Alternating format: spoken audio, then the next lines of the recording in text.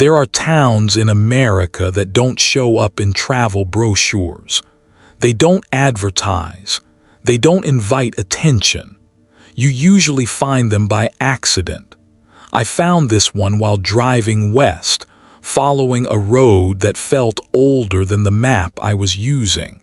The highway narrowed, cell service faded, and eventually a weather-beaten sign appeared through the trees. Welcome to Briar Hollow. Population 1,142. No slogan, no smiling mascot, just a number. The town looked peaceful at first glance, almost too peaceful.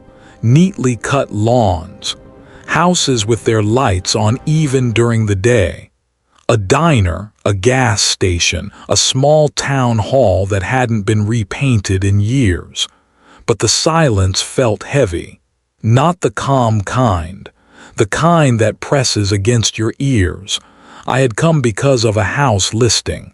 Cheap, unusually cheap. The kind of price that makes you stop scrolling and look twice. The realtor had agreed to meet me near the town hall. He arrived early, middle-aged, clean shirt, firm handshake. Not many outsiders come through here, he said. I'm thinking about staying, I replied. For just a moment his expression changed. It was subtle, a flicker. Then the smile returned. Well, he said slowly, people usually come here to settle down or retire. I asked him how long he had lived in Briar Hollow. All my life, he said, same as most folks. As we walked, I noticed something strange. People watched us, not staring, not obviously, but every pair of eyes seemed to register my presence. Like the town itself was taking inventory. The diner on Main Street was busy when I stepped inside, every booth filled, coffee cups steaming, low conversation. The moment the door closed behind me, the noise dipped. Not silence, just quieter. The waitress smiled when she approached, but she didn't ask my name. She didn't ask where I was from. She took my order and walked away as if she already knew the answers. On the wall behind the counter hung dozens of old photographs. Parades, baseball teams, church picnics, decades of shared history frozen in black and white. As I studied them, something felt wrong. The photos jumped from 1989 straight to 2003. 14 years missing. When I asked the waitress about it, she paused. Her hand tightened around the coffee pot. Oh, she said lightly, those must have fallen down at some point. All of them? I asked. She set the cup in front of me and smiled wider than before. Coffee's free today, she said. On the house. I didn't ask again. Later that afternoon, I visited the local library. It was small, quiet, and smelled faintly of old paper. An elderly librarian greeted me with a practiced smile. I asked for town records, old newspapers, anything from the late 80s through the early 2000s. Her fingers hovered over the keyboard. Those files were damaged, she said. Flood? I asked. No, she replied, just age. That didn't make sense. Older records were intact. Newer ones too. Only that specific stretch of time was gone. She closed the archive drawer gently, like you would close something fragile. Some things, she said softly, are better remembered the way they are. Her hands were shaking. Every town has landmarks. Briar Hollow had one no one mentioned. At the edge of town, beyond an old rail line, stood a large fenced-off building. Brick walls, boarded windows, warning signs faded by the sun. I asked about it at the gas station. The clerk didn't look up. That place isn't part of town anymore. What was it? I asked. A long pause.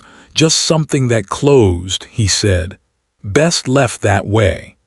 That night, from the porch of the house I was considering buying, I could see the building in the distance.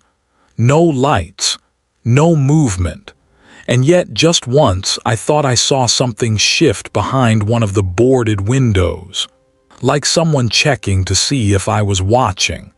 There was a name I kept encountering, not spoken, avoided, on old documents where the ink looked scratched away, in conversations that ended too quickly, in the way people changed the subject. I finally found it on a torn newspaper clipping dated 1997. Local family still missing, search suspended. The rest of the article was gone. When I showed it to the realtor the next morning, the color drained from his face. "You shouldn't look into that," he said quickly. "That was a long time ago. People don't just disappear," I replied. He leaned closer, lowering his voice. "In Briar Hollow," he said, "they do if everyone agrees to let them." That night I couldn't sleep, not because of noises, but because of the silence. The next morning, Briar Hollow woke up at the exact same time. I noticed it because I was already awake. At precisely 6:30 a.m., porch lights flicked off one by one. By 7 o'clock, cars rolled out of driveways in neat, predictable intervals. At 7:15, the diner filled. At 8 o'clock, Main Street went quiet again. It wasn't routine. It was synchronization. At breakfast, the same waitress served me. Same smile, same silence. I asked her how long she'd worked at the diner. "Long enough," she said. "Since when?" I pressed. She poured coffee. "Before," she replied. "Before what?" She looked up sharply as if I'd raised my voice. Then she relaxed. "Before things changed," she said. "I spent the day walking. No destination, just observing. I realized something unsettling. There were no teenagers, no loud groups, no restless energy. Children existed, but they were always supervised, always close, always quiet, too quiet. At the grocery store, I overheard two men talking in hushed tones. "Not again," one said. "It won't happen," the other replied.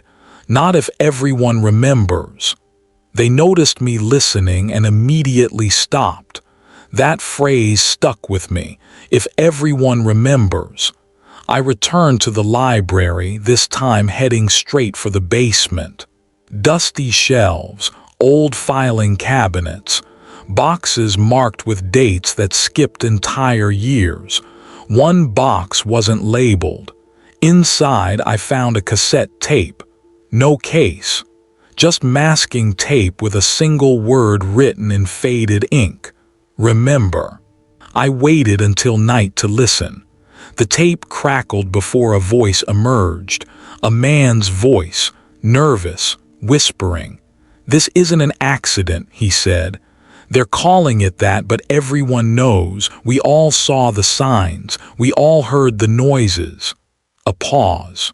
"Breathing, if we talk it gets worse. That's what they told us. That's what happened last time." The tape ended abruptly. No names, no date, just fear. The next day people started avoiding me. Not openly, subtly. Doors closed sooner. Conversations ended when I approached. Smiles vanished faster. At the diner, my coffee wasn't refilled. At the gas station, the clerk pretended not to see me. By afternoon, a folded note appeared on my porch. "Stop asking." No signature. I drove to the fenced building at the edge of town. The gate was locked, but the fence had a weak point near the back, bent just enough for someone determined. Inside, the air felt stale, heavy. The smell of rust and old water. I found markings on the walls, tallies, hundreds of them. Someone had been counting. In the far room, I discovered what looked like a memorial: shoes, wallets, watches, items carefully placed, not discarded, lives catalogued. Footsteps echoed behind me. I turned, heart pounding. An old man stood in the doorway. He didn't look angry, he looked tired. "You shouldn't be here," he said. "What happened?" I asked. He sighed. "We made a choice," he said. "A long time ago." "To do what?" "To stay quiet."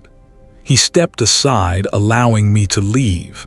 As I walked back toward town, I realized something terrifying. No one had ever lied to me.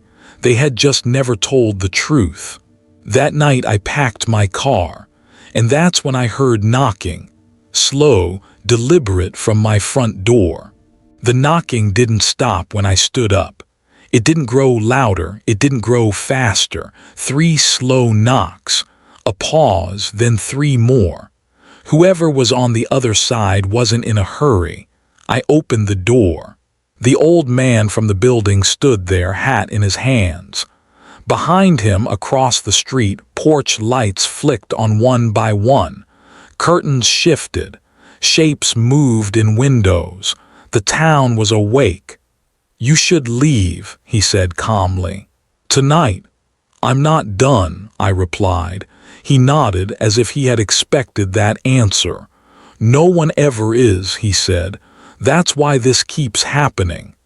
He walked past me without asking and sat at the small kitchen table. I noticed his hands were scarred, old injuries, the kind you get from hard labor. "Sit," he said. I did. "There was a time," he began, "when Briar Hollow wasn't quiet. We had factories running day and night. People came here for work. Families moved in. Kids made noise." He paused, and then the accidents started. "What kind of accidents?" I asked. He didn't answer right away. "At first it was small things," he said. "A man fell into a machine. A woman went missing walking home. A child wandered somewhere he shouldn't have." I leaned forward. "People complained," he continued. "They demanded investigations. Inspectors came. Papers were filed." "And?" I asked. "And every time we made noise, something worse happened." He looked up at me then. "Not punishment," he said. "Correction." The lights outside brightened. I realized people were gathering on the street, not close, just close enough. "Correction how?" I asked. The old man swallowed. "Things took more," he said. "Not always people, sometimes memories, sometimes records, sometimes time itself." "That's not possible," I said. He gave a sad smile. "That's what we said too." He explained that the building at the edge of town wasn't a factory or a hospital. It was a containment site. Something had been discovered beneath Briar Hollow decades ago. Something that reacted to attention, to investigation, to exposure. The more people tried to understand it, the more it took. So the town made a decision. They stopped asking. They erased years, burned records, agreed collectively to forget certain faces, certain names, certain families. Not because they didn't care, because caring made it worse. "And the missing family?" I asked. The old man closed his eyes. "They refused," he said. "They talked to reporters. They tried to leave with proof." The town didn't stop them. The town just didn't follow. Outside, someone knocked on the window. Not hard, just enough to be heard. "You've seen too much," the old man said quietly. "But you can still go." "What happens if I don't?" I asked. He hesitated. "Then the town will remember you," he said, "and then forget." A low hum filled the air. Not a sound exactly, more like pressure, like the feeling before a storm. I stood. "I'm leaving," I said. The old man nodded and opened the door for me. As I drove out of Briar Hollow, I looked in the rearview mirror. The town lights went out all at once. Weeks later, I tried to tell people what I'd seen. No one listened. The photos I took were blank. The tape I found was silent. The notes I wrote made no sense when I read them back. Sometimes, late at night, I struggle to remember the name of the town. Sometimes I can't. But every now and then, when the world feels too quiet, I remember one thing perfectly. Some towns don't hide secrets. They hide silence, and they will do anything to keep it.